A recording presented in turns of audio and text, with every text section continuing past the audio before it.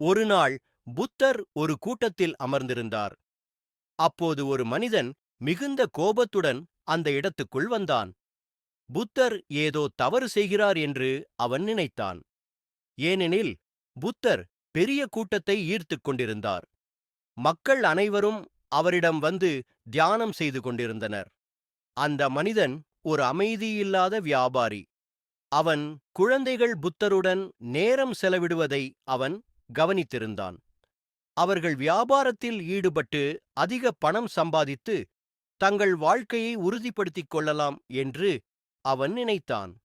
ஆனால் அவர்கள் தினமும் 4 மணி நேரம் கண்கள் எப்போதும் மூடியிருக்கும் ஒருவரின் அருகில் அமர்ந்து இருப்பது முழுமையான நேர விரயம் என்று அவனுக்கு தோன்றியது. இதனால் குடும்பத்தின் தந்தையான அந்த மனிதன் மிகுந்த கோபத்தில் இருந்தான்.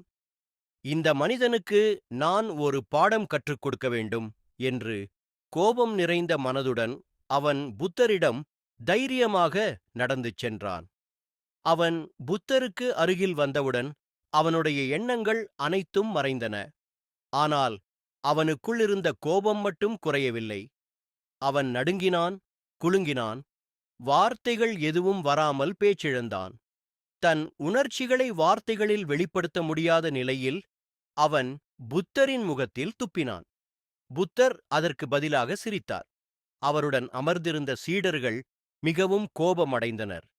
அவர்கள் உடனே எதிர்வினை காட்ட தயாராக இருந்தனர். ஆனால் புத்தரின் அமைதி அவர்களை தடுக்கிற்று.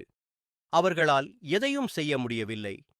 புத்தரிடம் இப்படிப்பட்ட அவமரியாதையாக ஒருவர் நடந்து கொண்டதை அவர்கள் நம்பவே முடியவில்லை. அந்த மனிதனும் அங்கே நீண்ட நேரம் தங்க முடியவில்லை.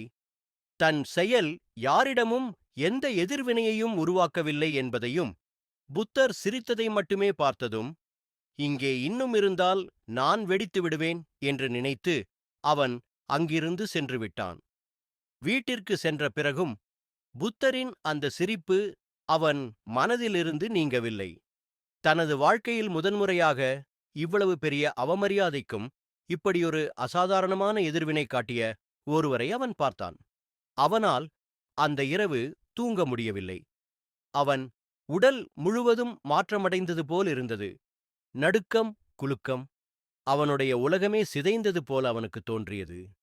அடுத்த நாள் காலை அவன் எழுந்து புத்தரிடம் சென்று அவருடைய பாதங்களில் விழுந்து, என்னை மன்னித்து விடுங்கள், நான் என்ன செய்கிறேன் என்பதே எனக்குத் தெரியவில்லை என்று கூறினான். அதற்கு புத்தர் பதிலளித்தார், நான் உன்னை மன்னிக்க முடியாது. இதைக் கேட்ட புத்தரின் சீடர்கள் அனைவரும் அதிர்ச்சியடைந்தனர்.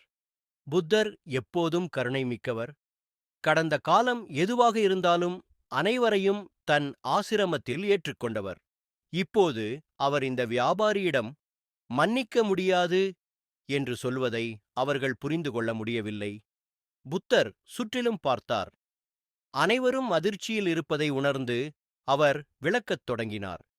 நீ எதுவும் தவறு செய்யவில்லை என்றால் நான் எதற்காக உன்னை மன்னிக்க வேண்டும்? நீ எந்த தவறை செய்தாய்? அந்த வியாபாரி பதிலளித்தான், நேற்று நான் இந்த கூட்டத்துக்கு வந்து கோபத்தில் உங்கள் முகத்தில் துப்பினேன். நான் தான் அந்த மனிதன். புத்தர் சொன்னார், அந்த மனிதன் இப்போது இங்கே இல்லை. நான் ஒருநாள் நீ துப்பிய அந்த மனிதனை சந்தித்தால் அவனை உன்னை மன்னிக்கச் சொல்லுவேன். ஆனால் இப்போது இங்கே நிற்கும் நீ அற்புதமானவன். நீ எந்த தவறும் செய்யவில்லை. பின்னர் புத்தர் கூறினார், வாழ்க்கையில் உண்மையான மன்னிப்பு என்றால் என்ன தெரியுமா? ஒருவரை மன்னிக்கும் போது அவர் மன்னிக்கப்பட்டிருக்கிறார் என்பதே அவருக்குத் தெரியாமல் இருப்பதே உண்மையான மன்னிப்பு. அந்த நபர் குற்ற உணர்ச்சியில் சிக்கிக் கொள்ளக்கூடாது. நீ ஒருவரை மன்னித்துவிட்டு அவருடைய தவறை அடிக்கடி நினைவூட்டி அவரை எப்போதும் குற்ற உணர்ச்சியில் ஆழ்த்தினாள். உண்மையில் நீ இன்னும் அவரை மன்னிக்கவே இல்லை. குற்ற உணர்ச்சியே ஒருவருக்கு போதுமான தண்டனை.